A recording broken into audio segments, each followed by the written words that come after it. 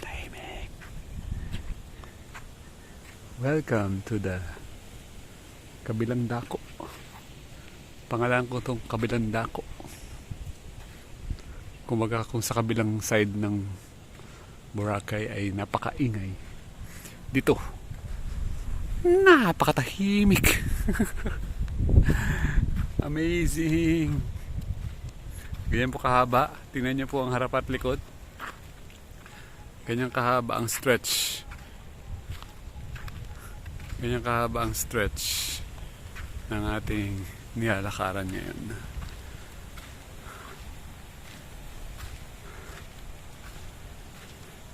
Ito na naman tayo. Inhale muna mga friends.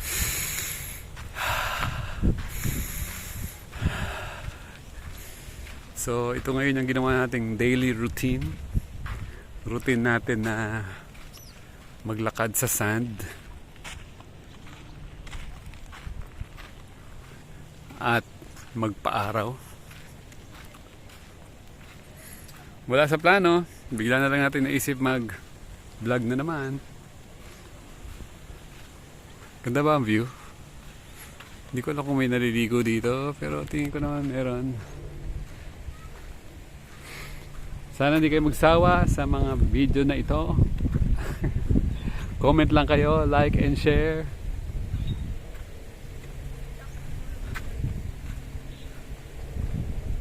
Ay, mamimiss ko tong ganitong view. Ine-enjoy ko na lang po ang ating last 3 days. Aray ko. May bago tayo na meet ng mga friends. 2, 4 pala. Maganda rin magstay sa mga bunk bed. Kasi marami kang makikilalang mga new. May mga tahimik, may mga friendly, meron ding hindi. Kaya overall, our travel is really successful. Kasi napahaba ang ating alone time. Gaano katagal ba ang alone time? Ang alone time, depende yan sa tagal ng yung... Kanina may natutunan ako dun sa kausap. Nag-overheat. So, kulang pa tayo ng 9 minutes and 32 seconds. Dito na lang tayo dumaan sa medyo malilim. Nag-overheat ang ating cellphone. Ganyan talaga. So, what I was saying, sabi ko kanina, mayroon akong natutunan. Ang natutunan ko are, ayun, take time with yourself. Kasi, you sometimes or may lose your identity. Ang galing na kausap ko kanina. Amazing. Kasi minsan, pag wala ka ng time for yourself, you lose your identity. Your real self. 'Di ba ang nangyayari kapag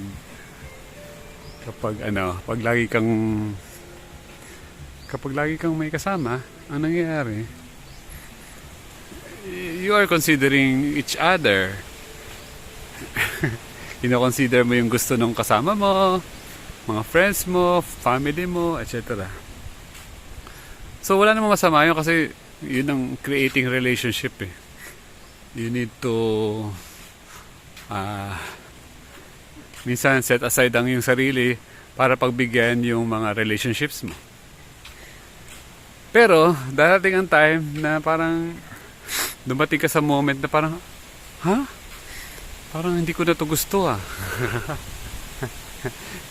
So pag nafe-feel mo yun, give yourself a time na makipag alone time. Tama ba? Kasi that's yourself, your soul talking to you na bigyan mo ang sarili mo ng break. Di ba? So sabi niya, Kasi I will, ano na eh, parang I'm losing my identity. Kasi sa mga ritual sa buhay, parang topic ko kahapon. Dahil ang dami mo ng tawag doon? Rituals, mga ginawa mo sa life mo na naging masyado ng routine. Wala naman sigurong nangarap na parang gusto ko ang buhay ko routine na lang lahat. So, pag dumating ka sa point na ayoko na nitong routine na to. Yun yung moment na be alone. Give yourself, ilan bang araw siya? 6 days siya dito. Ngayon ko lang siya nakilala. So, imagine yung transition sa mind niya na mangyayari dahil nagbakasyon lang siya ng 6 days. No work, only vacation. So, ang tawag doon alone time. Me time. Yung totoong alone time, alone talaga, mag-isa ka talaga. Parang ganito, me, myself, and I. Kasama ko yung sarili kong tahimik, kasama ko yung sarili kong maingay, makulit. Ano pa ba ako? Kasama ko lahat ng sarili ko. So hindi lang pala ako nag-iisa. Kasama ko yung sarili ko. Ako. Saka me. So, pag meron kang alone time, you appreciate nature more. You can relax. Nakapag-exercise na ba tayo? Inhale muna. Exhale. Inhale. Exhale. Huwag niyo kalimutan. Isa yun sa mga importanteng bagay sa buhay. Mag-inhale and exhale. At ang maganda dyan, libre lang yan. Walang bayad. Kahit gaano karaming inhale, exhale gusto mo. Ay, nako. So, saan kaya ako dadaan? Parang gusto kong dumaan dito sa kabila. Kasi nadaanan ko na yan kanina. Tingnan ko dito kung saan papunta itong daan na to. Baka palabas na siya dun sa highway. Bago ko matapos tong ating... Uy, mukhang may daan dito kasi lumaan din si kuya dito. So, life is a journey. Enjoy life. Hindi na kailangan masyado mag-focus sa destination. Meron tayong destination. Yun yung mga desires natin sa life. Pero habang tinatahak natin yung ating mga desire, don't forget na ang life nandun sa journey. Yan yung journey ng mga bata. Yeah. Imagine mo, bata pa lang sila. Oh. Matindi rin yung nakilala ko kagabi. Champion naman sa biking. Sobrang dami ko natutunan ngayong travel na to. Gusto ko lahat ng memories, lahat ng mga ma-stuck siya dun sa utak ko para I will forever be thankful sa mga ginawa ko ngayong bakasyon na to. So total, umalis tayo ng June 4, July, August 4, ngayon po ay 26 na. Ano na tayo? 2 months and 22 days, 2 to 2, na namamasyal sa iba't ibang klase ng isla. Yung kanina nga pala, shout out sa'yo. Ikaw yung na-meet ko kanina sa Nataga-Siquijor. Hi ma'am. Shout out sa'yo. Tapos kagabi yung na-meet ko si Sir Rene, isang champion naman na biker dito sa Aklan. Champion na rin sa Iloilo. At pati yung mga anak niya, champion din. Sabi niya, passion talaga eh. When you follow your passion, walang pipigil sa'yo. At isa sa pumapatay ng passion is yung mga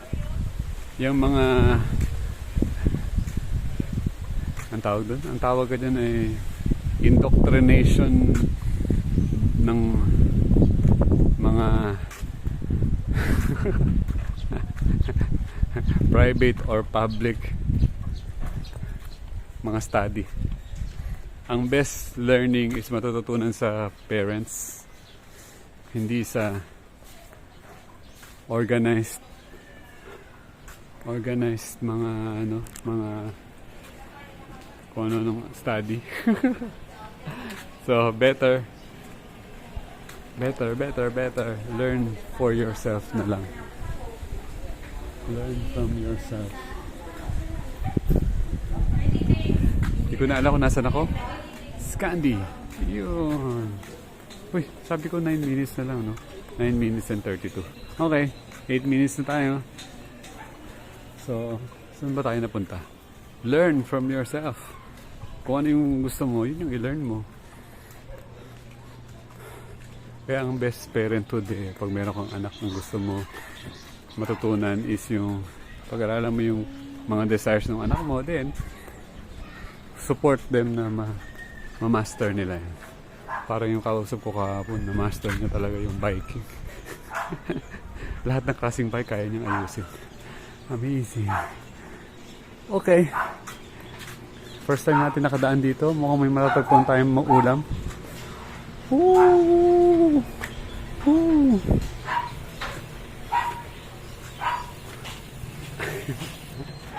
Alam na kagad natin ang itsura ng ulam na may halong hayop. Nakita ko na kagad yung mga pula-pula. Hindi tayo pwede dyan kasi meron yung mga hipon. 10 years na po tayo hindi kumakain ng mga hayop. So, last 32 minutes. Thank you for watching. I love you. Sana po may natutunan kayo. Dito na tayo. Bloom, Boracay. I love you all. Kapayapaan sa inyong lahat. Peace.